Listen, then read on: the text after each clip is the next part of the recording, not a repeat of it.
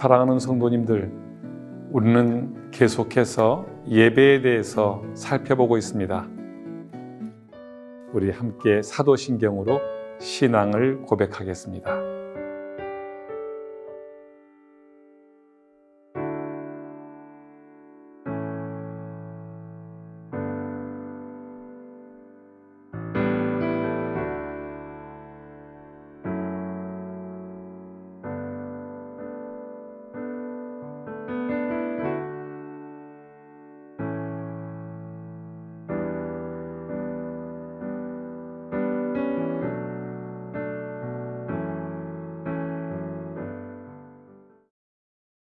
찬송가 91장을 부르겠습니다.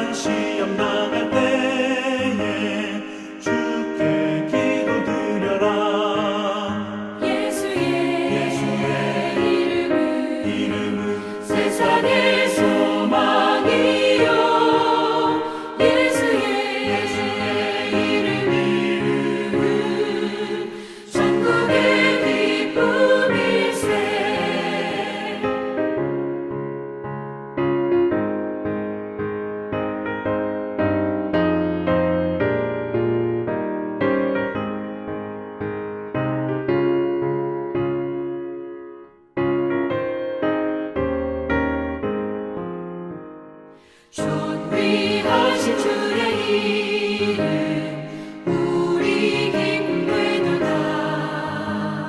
주의 품에 안길 때에 기뻐 찬송 부르리. 예수의 이름은 세상의 소망이요. 예수의 이름은 천국의 기쁨일세. 우리 갈 길 나간 후에 보좌 앞에 나아가 왕의 왕께 경배하며 면류관을 드리리.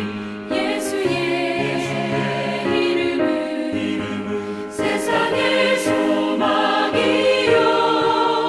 예수의 이름은 천국의 기쁨일세.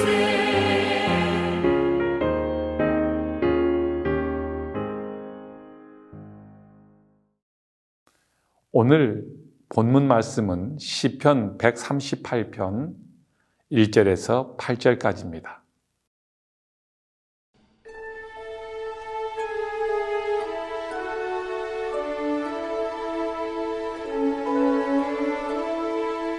내가 전심으로 주께 감사하며 신들 앞에서 주께 찬송하리이다. 내가 주의 성전을 향하여 예배하며 주의 인자하심과 성실하심으로 말미암아 주의 이름에 감사하오리니, 이는 주께서 주의 말씀을 주의 모든 이름보다 높게 하셨습니다. 내가 간구하는 날에 주께서 응답하시고 내 영혼에 힘을 주어 나를 강하게 하셨나이다. 여호와여, 세상의 모든 왕들이 주께 감사할 것은 그들이 주의 입의 말씀을 들음이오며, 그들이 여호와의 도를 노래할 것은 여호와의 영광이 크심이니이다. 여호와께서는 높이 계셔도 낮은 자를 굽어 살피시며 멀리서도 교만한 자를 아심이니이다. 내가 환난 중에 다닐지라도 주께서 나를 살아나게 하시고 주의 손을 펴사 내 원수들의 분노를 막으시며 주의 오른손이 나를 구원하시리이다. 여호와께서 나를 위하여 보상해 주시리이다. 여호와여, 주의 인자하심이 영원하오니 주의 손으로 지으신 것을 버리지 마옵소서.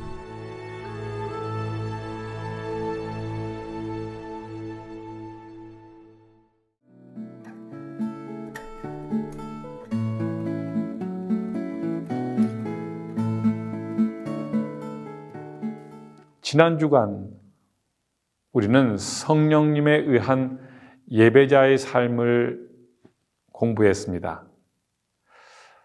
지난 주간 어떻게 내 신앙과 삶이 이 주제를 가지고 씨름하셨는지, 또 변화를 위해서 어떤 노력을 하셨는지 한번 또 자신과 대화해 보시거나 곁에 있는 분들과 한번 나누어 보시는 것도 은혜가 될 것입니다.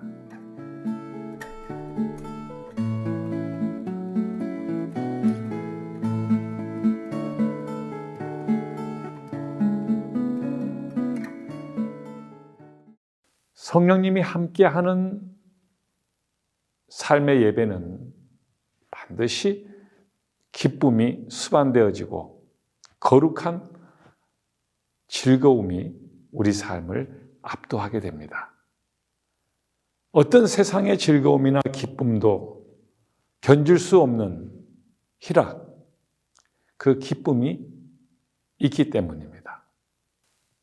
오늘 본문 말씀에 들어가기 전에 본문에 나오는 전심으로 하나님을 예배하는 것에 대해서 한번 말씀을 나누어 보시기 바랍니다.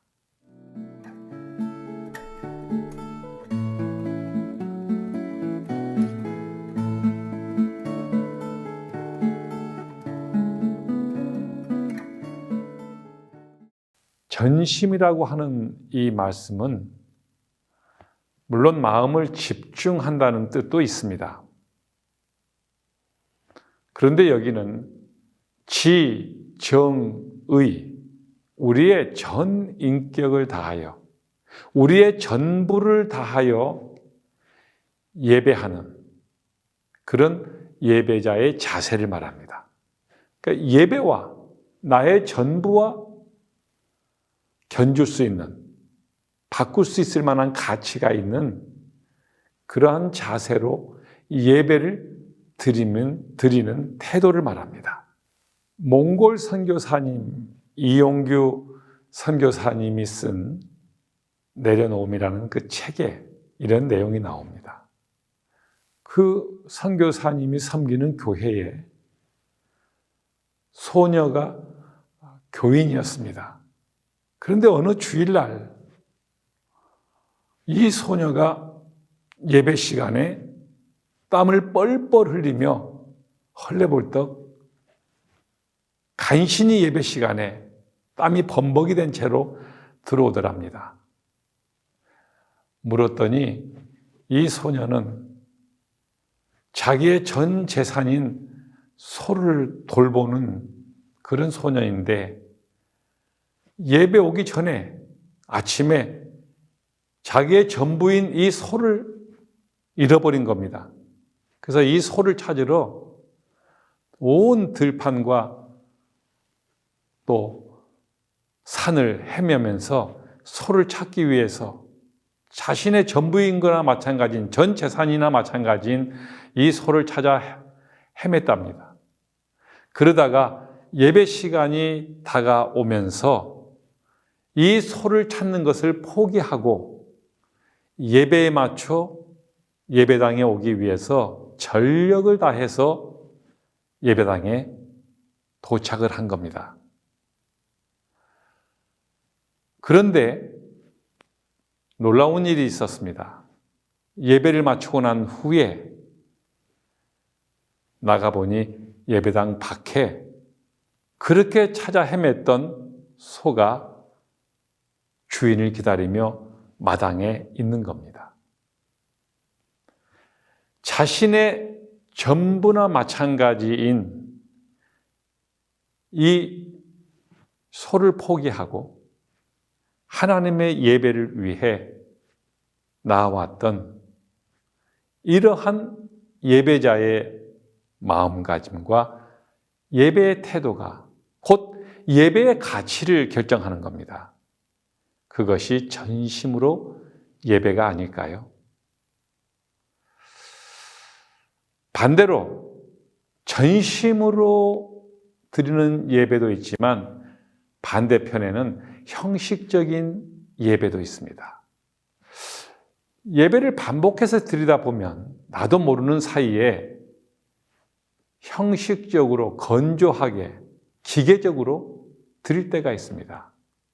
너무 익숙하기 때문에 뻔하기 때문에 우리가 빠지기 쉬운 함정입니다.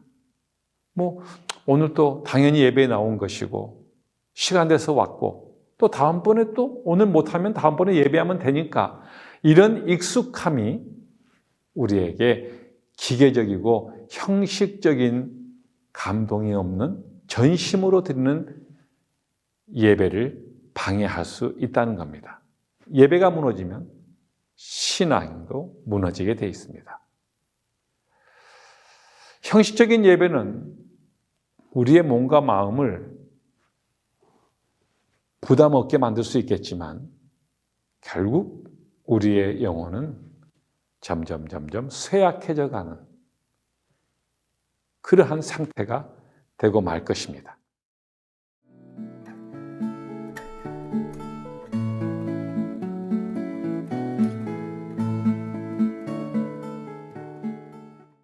오늘 본문 말씀 속으로 함께 들어가 보도록 하겠습니다.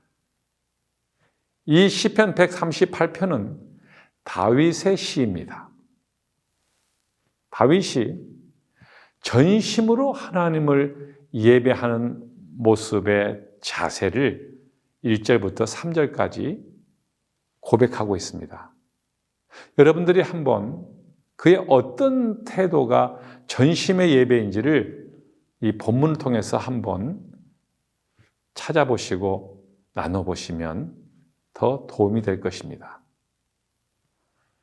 오늘 전심으로 예배하는 이 다윗은 먼저 감사하며 찬송하며 이렇게 말합니다. 전심으로 감사하고 전심으로 찬송하는 예배. 그러면서 그는 계속해서 그 감사하며 찬송의 이유가 하나님의 인자하심과 성실함 때문이라고 그렇게 고백을 합니다. 내가 또한 기도하는 날에 하나님이 응답하시고 강하게 하신 또 개인적인 간증, 은혜, 축복들에 대해서 무한히 그 하나님 앞에 영광을 올려드리는 것이 바로 예배였습니다. 전심으로 예배는 이런 개인적인 은혜와 그리고 창조주로서의 하나님의 인자하심, 모든 것이 우리가 내 자신과 견줄 수 없는 바꿔도 좋은 그럴 만한 가치를 갖고 예배하는 것, 전심으로 예배입니다. 성전을 향하여 하나님을 예배하며 주의 인자하심과 성실함으로 하나님께 올려드리는 감사의 예배입니다. 전심으로 예배. 주의 말씀을 들은 세상의 모든 왕들도 바뀌었습니다. 어떻게 바뀌었는지 4절과 5절에서 여러분들이 한번 묵상해 보시고 한번 나눠보시기 바랍니다. 오늘 본문 말씀에 세상의 모든 왕들이 주께 감사해야 될 것은 그들이 주의 입의 말씀을 들음이기 때문이며 그들이 찬송할 이유는, 하나님을 찬송할 이유는 하나님의 영광이 너무도 크기 때문이라는 겁니다. 지금 왕들의 찬송과 예배입니다. 지상의 왕들이 아무리 뛰어난들 해도 왕의 왕이신 창조주의 말씀을 그들이 듣기만 한다면 예배할 수밖에 없고, 또 하나님의 그 진리에 대해서 찬양할 수밖에 없다고, 예배할 수밖에 없다고 말합니다. 세상의 모든 왕들도 하나님의 말씀을 들을 때에 하나님을 찬양할 수밖에 없고 예배자가 될 수밖에 없을 만큼 하나님의 위엄의 말씀, 영광스러운 말씀, 그리고 창조주이신 그 하나님을 말씀 안에서 발견하게 되고 결국 찬양으로 나아가게 된다고 오늘 다윗은 주변에 있는 왕들의 그러한 태도를 보고 고백하고 있는 겁니다. 오늘 우리도 하나님을 바로 만나고 하나님을 바로 알면 전심으로 예배하는 예배자가 될 것입니다. 오늘 다윗이 이 시에서 예배하고 있는 하나님은, 다윗이 예배하고 있는 하나님은 어떤 분이라고 말씀하고 있는지 여러분들 한번 나눠보시기 바랍니다. 6절과 7절에서 말씀하고 있습니다. 전심으로 다윗이 예배할 수밖에 없는 이유, 그 하나님께서는 높은 곳에 계셔도 낮은 자를, 우리처럼 비천하고 낮은 자를 살피시고 멀리서도 다 아신다는 겁니다. 교만한 자도 아시고 겸손한 자도 아시고 가난한 자도 아시고 병든 자도 아시고 아파하는 자도 아시고 다 아시고 살피시고, 또 환난 중에 있을 때에도 나를 회복하게 하시고 원수들의 분노를 막아주시고 주의 오른손으로 나를 구원하시는 그 하나님이 다윗의 일생 동안에 개인적으로 경험했고 또 주변에 있는 많은 동료들과 백성들을 통해서, 그 나라를 통해서 그는 경험을 했기 때문에 오늘 이런 전심으로 예배할 수밖에 없는 이유를 그 하나님에 대해서 말씀하고 있습니다. 우리 자신들도 조금만 돌아보면 내 인생 가운데 하나님께서 함께 하시고 낮아진 나를 일으키시고 넘어진 나를 다시 위로하시고 회복해 하시고 환난 중에 나를 다시 일어나게 하시고 살아나게 하셨던 내 우환과 환난과 재앙을 또 막아주시고 방패가 되어주시고 이런 모든 것들을 다윗보다 더 많은지도 모릅니다. 단 우리가 헤아리지 않았을 뿐입니다. 사랑하는 성도님들, 올해도 벌써 봄 다 가고 여름으로 깊어지고 있습니다.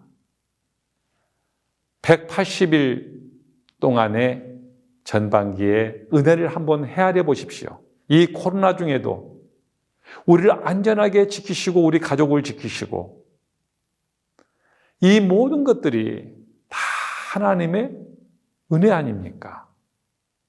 그 은혜를 하나만 헤아려도 전심의 예배를 드리는 우리가 되어야 하는 것은 당연한 겁니다. 하나님을 전심으로 예배하는 다윗의 확신은 어떤 것이 있는가요? 한번 여러분들이 찾아보시기 바랍니다. 8절 말씀에서요. 여호와께서 나를 위하여 보상해 주시리다. 주의 인자하심이 영원하시고 주의 손으로 지으신 것을 버리지 않기 때문에 하나님은 하나님을 전심으로 예배하는 나를 그렇게 보상해 주지 않으셔도 자기는 예배하지만 그러나 하나님은 보상해 주시고 즉 축복해 주시고 또 하나님의 인자하심이 내가 잘할 때만, 내가 또 열심히 할 때만, 내가 하나님 볼 때 예쁠 때만 인자하심을 베푸는 게 아니라 내가 때로는 게으를 때도, 때로는 실수할 때도 영원히 하나님의 그 약속을 지키시는 인자하심이 일정하시다는 겁니다. 이것을 다윗은 깨달았습니다. 그래서 그 인자하심 앞에, 보상해 주신 하나님 앞에, 또 자신을, 하나님을 때로는 떠나고 원망하고 했을 때도 있었지만 버리지 않으시는, 한 번 약속하신 하나님은 끝까지 지키시는 신실하신 하나님을 그는 만났기 때문에, 확신했기 때문에 전심을 다해서 그는 하나님을 예배하는 예배자가 된 것입니다.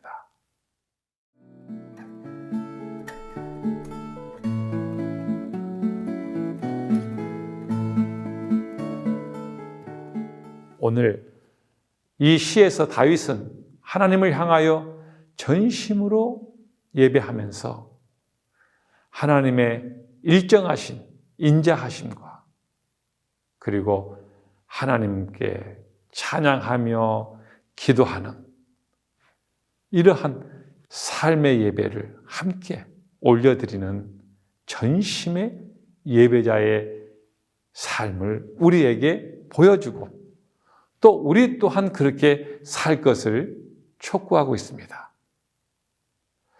잊지 마십시오.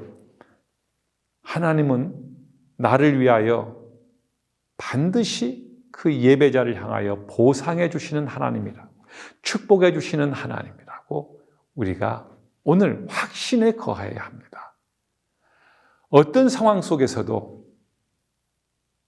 우리를 보상해 주시는 그 하나님, 축복하시는 하나님, 구원에 이르게 하시는 하나님, 어떤 상황 속에서도 나를 버리지 않으시는 그 하나님에 대하여 확신에 거하신다면 우리가 전심의 예배자가 될 것입니다.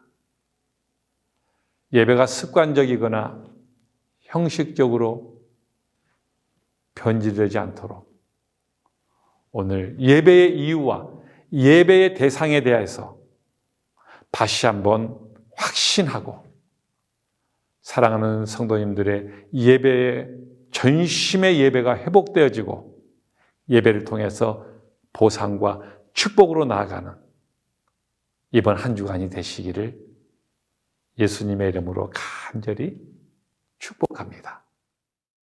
찬송가 453장을 부르겠습니다.